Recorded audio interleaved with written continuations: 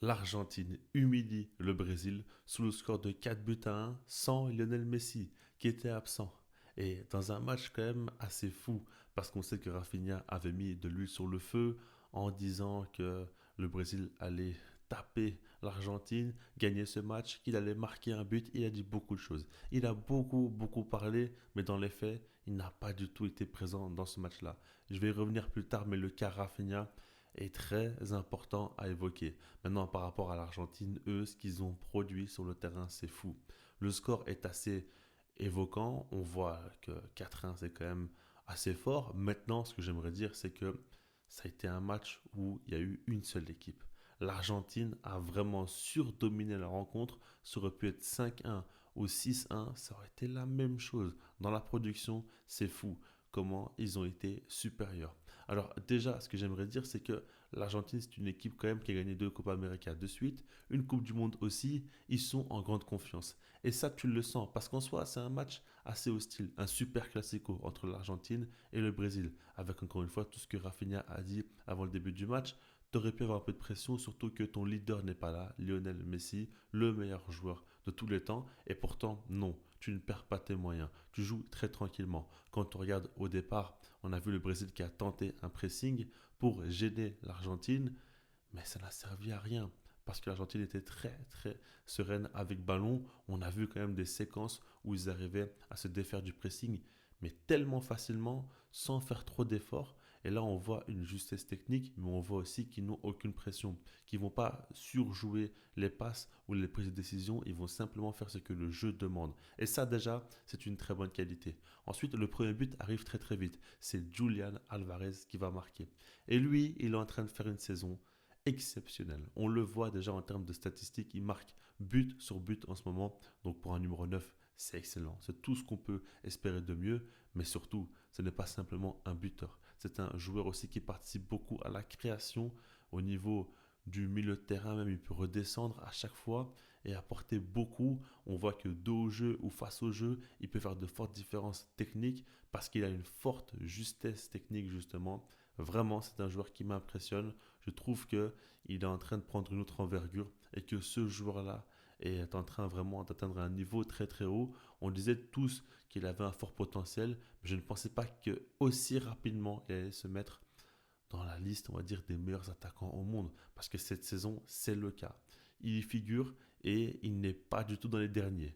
Il est quand même assez haut parce que je trouve quand même qu'il y a très peu de joueurs qui sont aussi réguliers que lui et qui sont aussi complets dans l'apport, dans le jeu, plus dans la surface pour terminer les actions. En tout cas, son but fait beaucoup de bien. Il ouvre le score très rapidement pour l'Argentine, qui va d'ailleurs mettre son second but avec Enzo Fernandez et c'est une action magnifique. Et là, on voit vraiment la supériorité de l'Argentine parce qu'ils vont commencer dans leur camp et il y a pas mal de passes, une séquence quand même assez longue où ils vont jouer très lentement mais très sûrement. Et puis, tu vois que Molina est trouvé sur le côté droit, il va centrer pour Enzo Fernandez au second poteau qui va lui marquer. C'est pas compliqué pour l'Argentine. On voit très bien que s'ils veulent mettre en place un jeu assez dominant, ils vont le faire. S'ils veulent attaquer, ils vont attaquer. Et s'ils veulent être dangereux, ils vont être dangereux. Parce que, ok, l'Argentine a été très fort. Franchement, ils ont sorti un grand match. Mais du côté du Brésil, honnêtement, c'est décevant. Et j'aimerais déjà parler un petit peu d'eux. C'est peut-être un petit peu tôt, mais il faut quand même se le dire qu'en termes de production, le Brésil, c'est inquiétant. Et puis, quand tu regardes par rapport au football moderne, est-ce qu'il y a vraiment quelque chose qui colle avec ce Brésil-là et le football actuel? Je ne pense pas. Déjà au niveau des sorties de balles, c'est catastrophique. Combien de fois on a vu l'Argentine presser le Brésil et qui était incapable de sortir des ballons, donc ils n'arrivaient pas à sortir de leur propre camp. Quand tu es en 2025 et tu as de la qualité comme ça dans ton effectif, au Brésil, ce n'est pas normal. Quand tu voyais aussi les séquences de pressing du Brésil, c'était mais catastrophique. Il y avait un bloc équipe qui était coupé en deux, et puis on voyait souvent des joueurs qui allaient seuls. Vinicius ou Rafinha qui tentaient de presser seuls. Il n'y avait pas un pressing collectif, et il n'y avait pas un bloc équipe qui était très haut sur le terrain pour pouvoir étouffer. Non, ils pressaient à moitié en fait. Donc ça ne servait absolument à rien. Et puis les transitions, les contre-attaques du Brésil étaient très mauvaises. Alors que tu as des joueurs qui sont mais tellement forts à ce niveau-là. Par exemple, Rafinha et Vinicius font partie des meilleurs joueurs au monde surtout pour attaquer les espaces. Et tu ne les utilises pas. En tout cas, tu n'y arrives pas. Parce que le plan de jeu, de base, on comprend qu'ils ne veulent pas forcément avoir le ballon et qu'ils veulent jouer en contre-attaque. Mais il n'y a aucun danger. Il n'y a aucune combinaison travaillée ou quoi pour créer de l'espace. Et donc, ça fait que l'Argentine défend sur un fauteuil. Et au final, je le dis, ils ont concédé un but parce qu'ils ont fait une erreur. Cristiano Romero s'est trouvé et certainement parce qu'il était un petit peu trop en confiance vu que l'Argentine menait au score de 2 buts à 0. Et donc là, le Brésil va en profiter. C'est une bonne chose qu'on y a mis le but qu'il faut mettre. Mais globalement, ils n'ont proposé aucun danger. C'est vraiment dingue offensivement à quel point ils sont inoffensifs. Et justement, c'est ça qui est intéressant. Parce que le Brésil joue avec beaucoup d'attaquants. On a vu 4 attaquants au départ et ils sont allés jusqu'à 5 attaquants sur le terrain. Mais pourtant, ils sont inoffensifs. Pourquoi? Parce qu'ils n'arrivent pas à ressortir le ballon. Donc à partir de là, tu peux pas non plus créer beaucoup de jeux. Le milieu de terrain aussi est complètement noyé. Alors c'est vrai que l'Argentine a un très bon milieu de terrain. Maintenant, il faut quand même ressortir plus de ballons que ça. Et il faut plus créer du jeu au cœur du jeu justement. C'est pas normal d'être à ce point mauvais. Et quand tu regardes, eh ben, ça fait que les attaquants ont très peu de possibilités de briller parce qu'ils touchent très peu le ballon. Et quand ils le touchent, eh ben, ils doivent créer le jeu et puis aller aussi mettre du danger en dribblant ou en allant terminer les actions. Ils doivent un peu tout faire, quoi.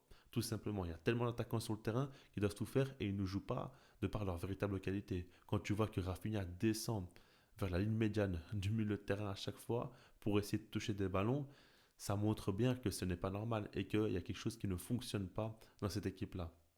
Maintenant, par rapport à ça, on a vu l'Argentine qui a continué à marquer. Le troisième but est arrivé. Enzo Fernandez offre un super ballon. Vraiment, lui, il te sort un grand match. Et puis, en seconde période, ça continue. Et tu sens que le Brésil n'y arrive pas. Ils ont fait beaucoup de changements, hein. Ça, c'est intéressant. Rodrigo, notamment, qui est sorti très rapidement. Ils veulent essayer de marquer. Et puis, l'idée, encore une fois, d'empiler les attaquants, c'est ridicule.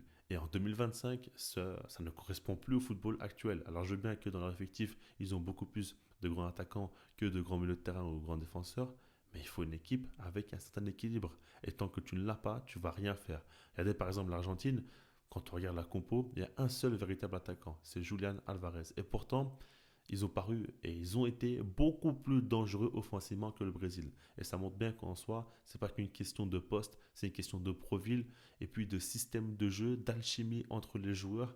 Et ça, vraiment, c'est quelque chose d'incomparable entre ces deux équipes.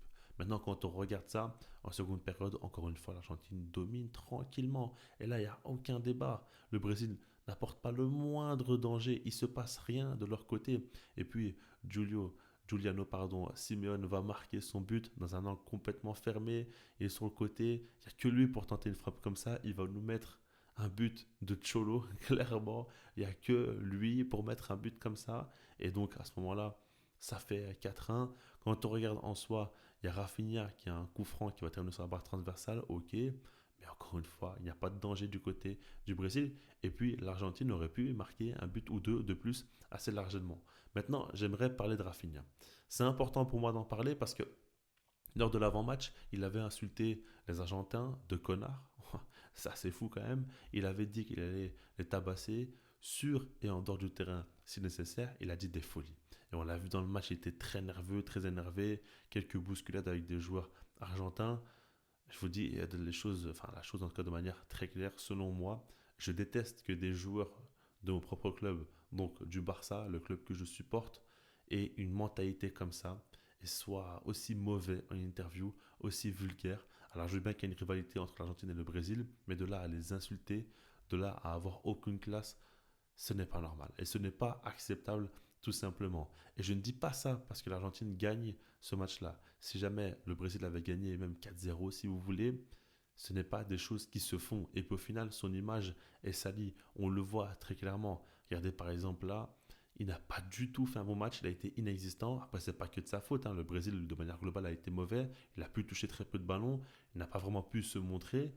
Mais par rapport à ça, bah, il y aura des moqueries qui vont arriver. Et puis même d'un point de vue fair play aussi, c'est un critère pour le ballon d'or. Là, ce qui fait, ça peut lui causer du tort par la suite. Je n'ai pas compris le but d'insulter comme ça les Argentins avant le match. Je veux bien que tu n'aimes pas l'équipe, qui a des antécédents, etc. Mais ce n'est pas normal d'en arriver jusqu'à là. Et donc là, Rafinha, quand tu regardes, il se met trop de pression sur lui. Et puis j'ai l'impression qu'il prend un petit peu la grosse tête, ou en tout cas ne se sent plus à l'heure actuelle. Parce que de là à dire je vais marquer, on va les tabasser, on va marquer plusieurs buts, gagner le match, etc. C'est pas comme ça que ça se passe. On sait très bien que le Brésil est en crise depuis de longues, longues années et que l'Argentine, eux, sont dans une période où tout leur réussit. Et toi, tu viens nous dire que tu vas marquer tout de suite et que tu vas être un joueur très important, alors que c'est à peine maintenant là que tu commences à relancer véritablement ta carrière. Je pense que c'est trop précipité et c'est bien pour lui qu'il redescende sur terre. Et j'espère vraiment qu'il va gagner en humilité parce que là, ce qu'il fait, franchement, c'est ridicule. Et j'aime beaucoup le joueur, j'aime beaucoup la personne, j'aime beaucoup tout ce qu'il a apporté au sein du FC Barcelone. Mais là, cette fois-ci, je ne le soutiens pas du tout et je suis content qu'il ne gagne pas ce match, qu'il ne marque pas. Et j'espère vraiment que d'un point de vue mentalité, ça va lui permettre de se remettre en question. C'est comme ça que je vois la chose. Peut-être que vous trouvez que je suis un petit peu trop dur à ce niveau-là, mais c'est tout ce que j'aime pas. Franchement, c'est ce type de comportement-là que je ne supporte pas et c'est trop vulgaire pour rien. Il aurait pu dire la chose de manière très différente en disant simplement que ça lui tient à cœur de marquer dans ce match-là et qu'il va à tout prix que le Brésil batte l'Argentine, mais pas la peine de devoir insulter ou quoi au caisse. Mais voilà, par rapport à tout ça, en tout cas, pour moi, du côté du Brésil, le meilleur joueur a été Hendrick. J'ai trouvé qu'il a fait beaucoup de différences individuelles, beaucoup de dribbles intéressants. Maintenant, c'est encore trop trop faible, hein. C'est juste que par rapport au reste, pour moi, c'est le seul joueur qui sortait un petit peu du lot. Mais globalement, ouais, il n'y a pas grand-chose à dire, hein. Le Brésil, même Vinicius inexistant, Rafinha, je l'ai dit. Ouais, il n'y a vraiment, vraiment pas eu grand-chose qui se sont passés de leur côté. Alors que du côté de l'Argentine, eux, c'est tranquille. Sans Lionel Messi, ils vont réussir à gagner 4-1 face au Brésil. Et comme je le dis, ça aurait pu être encore beaucoup plus grave au niveau du score. Vraiment, j'ai été impressionné. Très gros match de leur part. Et on voit vraiment une équipe qui continue à marcher sur l'eau. En tout cas, tout leur réussit. Et attention à eux, encore une fois, pour la Coupe du Monde 2026. J'ai peur qu'ils nous fassent un doublé. J'ai peur parce que là, ils peuvent vraiment asseoir une domination extraordinaire dans le football de sélection. On va voir ce qui peut se passer, c'est encore trop tôt, on ne va pas non plus se fier que aux résultats récents. Pardon. Mais en tout cas, ça a été un gros match. Et dites-moi vous ce que vous pensez dans les commentaires. Et puis sinon, moi je vous dis peace.